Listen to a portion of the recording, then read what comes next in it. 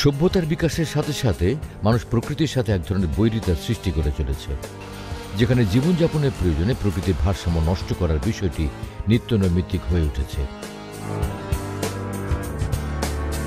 এই প্রচুর সংখ্যক মানুষের জীবিকা ও কর্মসংস্থানের প্রয়োজন স্বাভাবিকভাবেই শিল্পায়নকে বেশি গুরুত্বপূর্ণ করে তুলেছে। আর এই শিল্পায়ন ঘিরেই আধুনিকতার প্রতিযোগিতা দিন শেষে আমাদের প্রকৃতিকে প্রতিনিয়ত ভারসাম্যহীন করে তুলছে।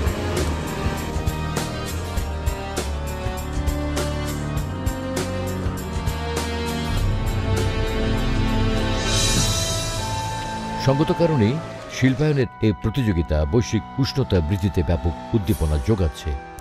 আর বৈশ্বিক উষ্ণতার ক্ষতিকর প্রভাবগুলো কিন্তু আমরা এরই মধ্যে দেখতে পাচ্ছি। আবহমান কাল ধরে আমাদের জানাশোনা প্রকৃতিকে কিন্তু এখন আর মেলাতে পারি না আমরা।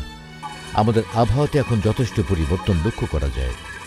কখনো অসময় বৃষ্টি, অতিবৃষ্টি, কখনো আবার অতিরিক্ত খরা, কখনো শীত দ্রুত চলে যাওয়া, আবার মাঝে মাঝে শীতের দৈর্ঘ্য কমে যাওয়া।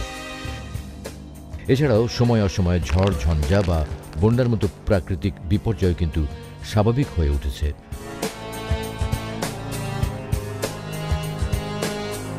আমরা নিজেদেরকে যতই আধুনিকতার চাদরে মুড়ে নেই না কেন, এটা মানতেই হবে দিন শেষে মানুষের সমৃদ্ধি কৃষির হাত ধরেই। শিল্পোন্নত হবার স্বপ্নে বিভোর মানুষেরা এখন নিজের অজান্তেই প্রকৃতির সাথে নিজেদের দূরত্ব সৃষ্টি করছে। এসবের মধ্যে সবচেয়ে বড় ক্ষতির মুখে পড়েছে কৃষিকাজ। হঠাৎ করে যদি তাপমাত্রা বেড়ে যায় বা এর সাথে যদি হিউমিডিটি বা আর্দ্রতা বেশি হয় বা তখন যদি বৃষ্টিপাতের প্রবণতা থাকে, তখন কিন্তু ব্লাস্টটা বেড়ে যায়। আমাদের গমের উৎপাদন প্রায় 15 লাখ টনের মতো ছিল, কিন্তু আমাদের চাহিদা হচ্ছে 75 লাখ। হ্যাঁ, আমাদের প্রচলিত কৃষিকাজ এখন অনেক বেশি চ্যালেঞ্জিং হয়ে উঠেছে শুধুমাত্র এই গ্লোবাল ওয়ার্মিংয়ের কারণে।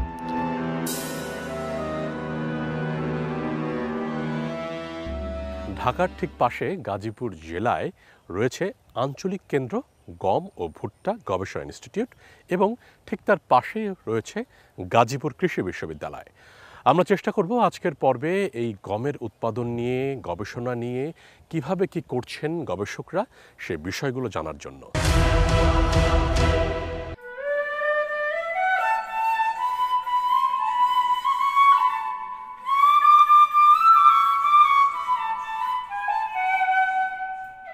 কৃষক সঠিক সময় বীজ বপন করতে পারছেন না, হয়তো কয়েকদিন পরে, নয়তো কয়েকদিন আগে করতে হচ্ছে।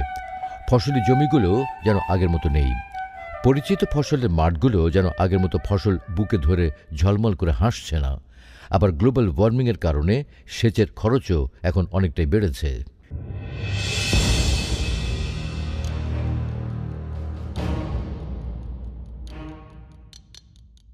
কৃষি প্রধান এই দেশে এখনো বেশিরভাগ মানুষ কৃষির সাথেই জড়িত, কিন্তু বিশ্ব উষ্ণায়ন আমাদের নানাবিধ ফসলের উৎপাদনকে ওলটপালট করে দিচ্ছে। বিশেষ করে গমের উৎপাদন বিগত বছরগুলোতে বাংলাদেশে যে ফসলগুলোর চাষ সবচেয়ে বেশি কমেছে, গম তার মধ্যে অন্যতম। আর এর অন্যতম একটি কারণ তাপমাত্রার অস্বাভাবিক বৃদ্ধিতে গম ফসলে ব্লাস্ট রোগের প্রাদুর্ভাব। বাংলাদেশ স্বাধীন হওয়ার পরে এই দেশে বিভিন্ন দেশ থেকে সাহায্য হিসাবে গম এসেছিল এবং এই গম অনেকে কৌতূহলী হয়ে কৃষকরা মাঠে চাষ করে। তারপরে আন্তর্জাতিক ভুট্টা ও গম গবেষণা কেন্দ্র সিমিট তার সহায়তায় বাংলাদেশ গম চাষে যাত্রা শুরু করে এবং কৃষকরা এই গম যেহেতু একেবারে দানা ভেজে খাওয়া থেকে শুরু করে রুটি তৈরি করে, আটা তৈরি করে রুটি খাওয়া, এটা আমাদের খাদ্য নিরাপত্তায় একটি অবদান রাখা শুরু করে।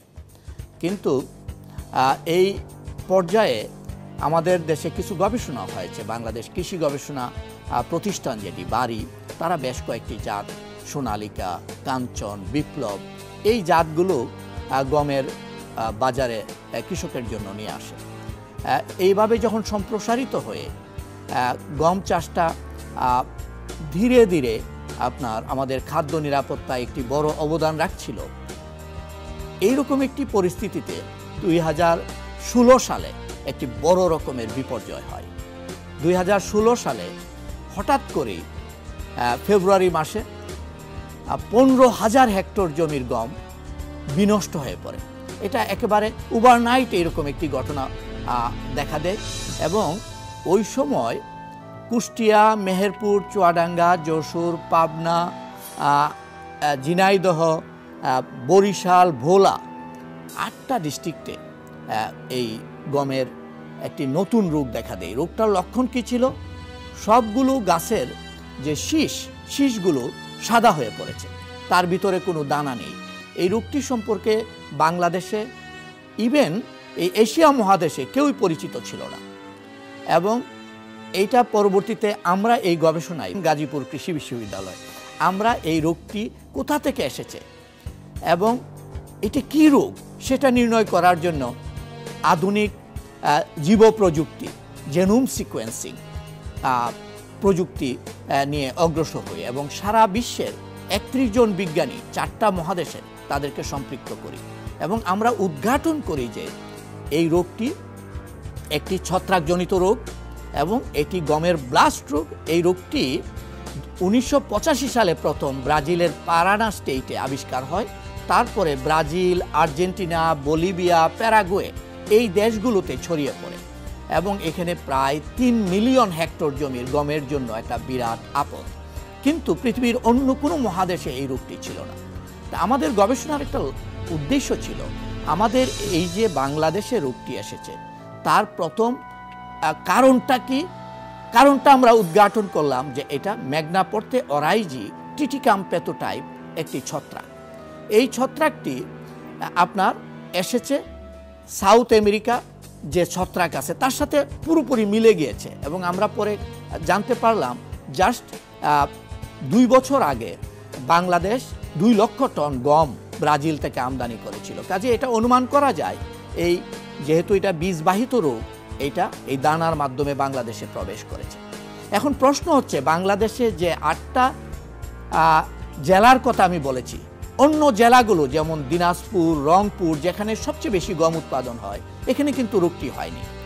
এর একটি বড় কারণ যেটি আমরা পেয়েছি যে এই 8টি জেলাতে ফেব্রুয়ারিতে অসময়ে বৃষ্টি হয়, খুবই বৃষ্টি হয়েছিল এবং এটা জলবায়ু পরিবর্তন জনিত কারণে এই অসময়ে বৃষ্টি আমাদের দেশে ফেব্রুয়ারির শুরুতে আপনার বৃষ্টি এটা খুবই আপনার কম এবং এটার দৃষ্টান্ত খুবই কম এবং ঝুম বৃষ্টি হয়েছিল এবং এই রোগটি মহামারী আকারে দেখা দেওয়ার জন্য 30 ঘন্টা গাছটি ভিজা থাকা চাই এবং তাপমাত্রা ওই ফেব্রুয়ারিতেই আপনার 20 ডিগ্রি বা 25 ডিগ্রি সেলসিয়াসে উঠে যায়। কারণ 18 থেকে 30 ডিগ্রি এই তাপমাত্রায় যদি থাকে এবং গাছ যদি ভিজা থাকে বৃষ্টি অথবা কুয়াশায়, তাহলে এই রোগটি মহামারী আকারে দেখা দিতে পারে। এই রোগটি এখন প্রমাণিত হয়েছে এটি যে জলবায়ুর পরিবর্তন হচ্ছে সেই পরিবর্তনের কারণে এটি মহামারী আকারে শীতকালে যে আমরা গম চাষ করি তার মধ্যেও দেখা দিতে পারে। সারা বিশ্বেই গমের চাহিদা দিন দিন বাড়ছে, কিন্তু এই গ্লোবাল ওয়ার্মিংয়ের কারণে বাংলাদেশের কৃষকেরা গমের ব্যাপক উৎপাদন ঘটাতে পারছে না। United state department of agriculture USDA এর তথ্য মতে বাংলাদেশের এই অর্থ বছরে প্রায় 68 লাখ টন গম আমদানি করা হবে। অথচ আমাদের দেশের মাটি গম চাষের জন্য বেশ উপযুক্ত বলেই মনে করা হয়। তবে এর পেছনের কারণ হিসেবে কিন্তু বৈশ্বিক উষ্ণতা বা ব্লাস্ট রোগকে এককভাবে দায়ী করা যায় না।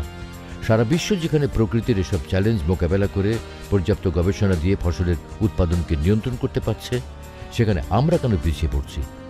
আমাদের দেশে চলমান গবেষণা ফসলের মাঠে ঠিক কতটুকু সম্পর্ক স্থাপন করতে পারে সেই প্রশ্ন কিন্তু থেকেই যাচ্ছে। এখন এই 15 লক্ষ টন থেকে কমে 10 লক্ষ টনে আমাদের এই উৎপাদন কমে গেছে। এটার একটা বড় কারণ ছিল গমের ব্লাস্ট রোগ যেটা 2016 সালে আসে। এইটা 8টা ডিস্ট্রিক্টে জেলায় একসাথে 15,000 হেক্টর জমির গম বিনাশ করে। এটা কৃষকের মধ্যে একটা আতঙ্ক তৈরি করে। আর গম যখন আমরা চাষ করি রবি মৌসুমে, তখন পেঁয়াজ বলেন, তামাক বলেন, বোরো ফসল আছে, এগুলো আমাদের তো জমি কম। কৃষকরা যখন এই ভয়টা পেয়েছে, আমরা যেহেতু ব্লাস্ট প্রতিরোধী কোনো উপযুক্ত জাত ছিল না, প্রযুক্তি ছিল না, সেই জন্য তারা ওই দিকে শিফট করেছে। এখন আমদানি কিন্তু প্রতি বছর বাড়ছে কি জন্য? আমাদের খাদ্যাভ্যাসের একটা পরিবর্তন হচ্ছে, প্রতি বছরই চাহিদা বাড়ছে। আমরা এখন মনোযোগ দিচ্ছি কিভাবে বিদেশ থেকে আমদানি করব, অনেক টাকা খরচ করে, কিন্তু অভ্যন্তরীণ কৃষক কিন্তু গম উৎপাদন করলে সে মূল্য কম পায়। কিন্তু আমদানিতে অনেক বেশি দাম দিয়ে বাইরে থেকে আমরা নিয়ে আসছি, এখানে অনেক রকমের ইন্টারেস্ট গ্রুপ রয়েছে। কিন্তু দেশের খাদ্য নিরাপত্তার কথা যদি আমরা চিন্তা করি, কৃষককে আপনার যদি আমরা প্রযুক্তির প্যাকেজ যদি আমরা দিতে পারি, সরকারিভাবে যদি একটা প্রোগ্রাম তৈরি করা হয় যে আমরা গমের চাষিদেরকে আধুনিক প্রযুক্তির সকল কলা কৌশল শেখাবো, তাহলে কিন্তু তারা তামাক চাষ না করে, অন্য ফসল চাষ না করে গম চাষ করবে। মূলত 2016 সাল থেকে গমে ব্যাপকভাবে ব্লাস্ট রোগ ছড়িয়ে যাওয়ার পর আমাদের চাষিরা গম চাষে নিরুৎসাহিত হতে থাকেন, যার ফলশ্রুতিতে উল্লেখযোগ্য হারে কমে যায় গম চাষির সংখ্যা। স্বাভাবিকভাবেই উৎপাদনেও দেখা যায় ব্যাপক তারতম্য, আর সমস্যার পূর্ণ সমাধান না হওয়ায় উৎপাদন হ্রাসের একটি ধারাবাহিকতা সৃষ্টি হয়েছে। তাই এই সমস্যার উত্তরণে ব্লাস্ট রোগের প্রতিরোধ বা ব্লাস্ট প্রতিরোধী গমের জাত উদ্ভাবন সময়ের প্রয়োজন হিসেবে আবির্ভূত হয়েছে, যা নিয়ে অনেক বেশি গবেষণার প্রয়োজন।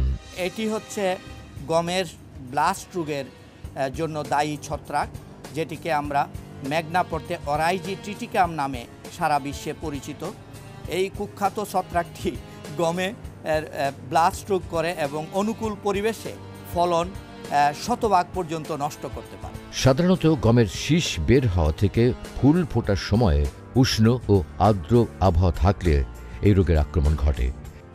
রোগ জীবাণুটা যখন লক্ষণ প্রকাশ পায় তখন ছত্রাকনাশক দিলে কাজ হয় না, কিন্তু লক্ষণ প্রকাশ পাওয়ার আগে জীবাণু আছে কিনা ঘুমন্ত অবস্থায় সেইটা নির্ণয় করার জন্য আমরা একটা স্মার্ট ডায়াগনস্টিক কিট তৈরি করে ফেলেছি, যেটা এখন কৃষকের মাঠে এবং শুধু আমাদের দেশ না, আফ্রিকা এবং এশিয়া মহাদেশের অন্যান্য দেশে এবং তাদের কৃষকের মাঠে আবার এই যে উদ্ভিদ সঙ্গ নিরোধন, আমদানি রপ্তানির সময় যারা রোগ জীবাণু আছে কিনা শনাক্ত করে তাদের এখানে প্রয়োগ করার জন্য Gates foundation, Bill and Melinda Gates foundation অর্থায়ন করেছে।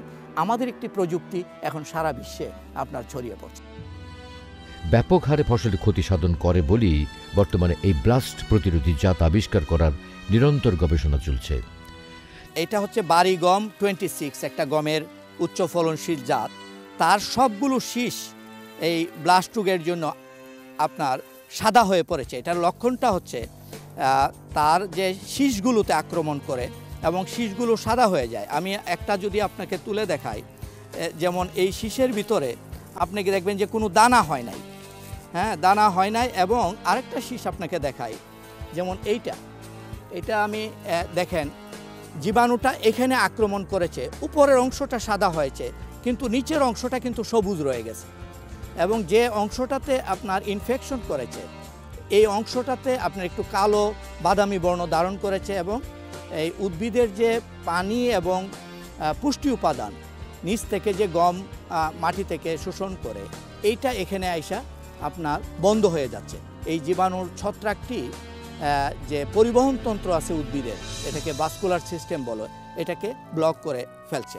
আমরা এটা একটা আমাদের গবেষণার মাঠ, institute of biotechnology and genetic engineering, আমরা কৃত্রিমভাবে এখানে এই ব্লাস্ট রোগটা তৈরি করেছি। তার মূল উদ্দেশ্যটা হচ্ছে আমরা এখানে অনেকগুলো গমের নতুন জাত তৈরি করার জন্য আমাদের দেশের যে গম, বাড়ি গম 33, বাড়ি গম 26, তার মধ্যে জিন ব্লাস্ট প্রতিরোধী জিন অনুপ্রবেশ করিয়েছি। আপনারা পরে দেখতে পাবেন ওইগুলোতে এই ধরনের কোনো সিমটম নেই। আমরা কৃত্রিমভাবে রোগ জীবাণু দিয়ে সংক্রমণ করলেও আমরা লক্ষ্য করেছি যে ওই জিন যদি অনুপ্রবেশ করাতে পারি ডিএনএর মধ্যে, তাহলে কোনো রোগ জীবাণু থাকে না, এবং এইগুলোকে আমরা নতুন জাত হিসাবে গমের ব্লাস্ট প্রতিরোধী জাত হিসাবে দেওয়ার জন্য অগ্রসর হচ্ছি, এবং এই জাতগুলো আশা করি 2-3 বছরের ভিতরে আমরা কৃষকের কাছে দিতে পারব। চাষযোগ্য জমি, প্রকৃতি ও কৃষক থাকা সত্ত্বেও গমের উৎপাদনে একটি বড় বাধার সৃষ্টি হয়েছে, যার ফল হিসেবে আমাদেরকে প্রতি বছর লক্ষ লক্ষ টন গম আমদানি করতে হচ্ছে। এটি আমাদের কৃষি বা অর্থনীতি কারোর জন্যই ভালো বার্তা নয়। বাংলাদেশে যে গমের জন্য অ্যাকচুয়ালি ট্রেডিশনাল এরিয়া হলো আর নর্থ বেঙ্গল এবং দেশের পশ্চিমাঞ্চল। তো এইখানে ক্রপ কম্পিটিশনের জন্য অ্যাকচুয়ালি আমরা গমের গম চাষের আওতায় জমির পরিমাণ কিন্তু আমরা সেভাবে আর কি বাড়াতে পারছি না। তো সেজন্যই গমের উৎপাদন বাড়ানোর জন্য আমাদেরকে গমের জন্য যে এলাকাগুলি নন ট্রেডিশনাল আমাদের আর কি সেদিকে যেতে হবে, অর্থাৎ যে অঞ্চলগুলিতে আমাদের রবি সিজনে অনেক জমি পতিত জমি থাকে সেখানে আমরা গমের চাষ বাড়াতে পারি এবং আমরা সেজন্য কিছু আর গবেষণা কাজ করছি। গবেষণা প্রতিষ্ঠানে যে ধরনের অনুমোদিত সার বা ব্যবহার করতে বলি বা আমাদের যে বলি চিন্তা ইরিগেশন, তো এই জিনিসগুলি অনেক সময় কৃষকরা হয়তো বা সঠিকভাবে মেনটেন করেন না, আবার অনেক কৃষকই আছে করেন, তো এর মধ্যে একটা গ্যাপ সৃষ্টি হয়। তো এই জন্য আমরা যেটা করি যে প্রতি বছরই আমাদের কৃষক পর্যায়ে প্রচুর প্রদর্শনী আমরা দিয়ে থাকি। তো ওখানে কৃষকদেরকে বীজ এবং সার ইনপুট হিসাবে দেওয়া হয় এবং আমরা তাদেরকে ট্রেনিং দিই যাতে তারা সঠিক সময়ে বীজটা বুনতে পারেন বা অনুমোদিত মাত্রায় সার প্রয়োগ করেন এবং যেগুলি আন্তঃপরিচর্যা আছে এই সমস্ত বিষয় এবং বীজ সংরক্ষণের বিষয়ে আমরা তাদেরকে প্রশিক্ষণ দিয়ে থাকি। তো এই ধরনের প্রশিক্ষণের মাধ্যমে আমরা চেষ্টা করছি যে এই ইল গ্যাপটা কীভাবে কমিয়ে নিয়ে আসা যায়। উপযুক্ত গবেষণা এবং মাঠ পর্যায়ে তার সঠিক প্রতিফলন এই সমস্যা থেকে মুক্তির সঠিক পথ দেখাবে, এমনটাই মনে করেন সংশ্লিষ্টরা। জলবায়ু পরিবর্তনের কারণে আমাদের শীতকাল খুব সংকীর্ণ হয়ে আসছে, সেটি একটি বড় চ্যালেঞ্জ। অন্যান্য রোগ জীবাণু খুব একটা গমের জন্য হয় না, কিন্তু গমের যদি আমরা বিস্তার করতে চাই তাহলে গম চাষিদেরকে আমাদের প্রযুক্তি দিতে হবে। আমাদের বাংলাদেশ গম এবং ভুট্টা গবেষণা কেন্দ্র যে জাতগুলো আবিষ্কার করেছে তাদের মাঠে 5.5 টন প্রতি হেক্টরে উৎপাদিত হয়, কিন্তু কৃষকের মাঠে গেলে এটা 3.5 টন। এখানে দেখবেন 2 টন প্রতি হেক্টরে যে ইল গ্যাপ আছে, ফলনের গ্যাপ আছে, এটা সঠিকভাবে যদি আমরা প্রযুক্তি কৃষকের কাছে দিতে পারি তাহলে এই গ্যাপটা কমিয়ে গম চাষকে লাভবান করতে পারবো। গম চাষে আরেকটি বড় চ্যালেঞ্জ হচ্ছে এটি রবি মৌসুমে যেহেতু ফসল আমাদের দেশে, এটি বোরো ধান এবং অন্যান্য আপনার ফসলের সাথে প্রতিযোগিতা করে রবি মৌসুমে যে ফসলগুলো হয়, সেই জন্য তাকে যদি আধুনিক প্রযুক্তি আমরা দেই তাহলে এটার যদি ফলন বাড়ে তখন কৃষকের জন্য লাভজনক হবে, কারণ এটাতে সার এবং পানি কম লাগে বোরো ধানের তুলনায়, ইনপুট কস্ট অনেক কম। বিশ্বজুড়ে শতকোটি মানুষের দ্বারা প্রকৃতি যেভাবে ক্ষতিগ্রস্ত হচ্ছে সেটাকে বন্ধ করা হয়তো সম্ভব নয়, কিন্তু পরিবর্তিত পরিস্থিতির বিবেচনায় সঠিক পদক্ষেপ আমাদের কাঙ্ক্ষিত উৎপাদন ব্যবস্থায় গতিশীলতা ধরে রাখতে সাহায্য করবে। এই আশা অমূলক নয়।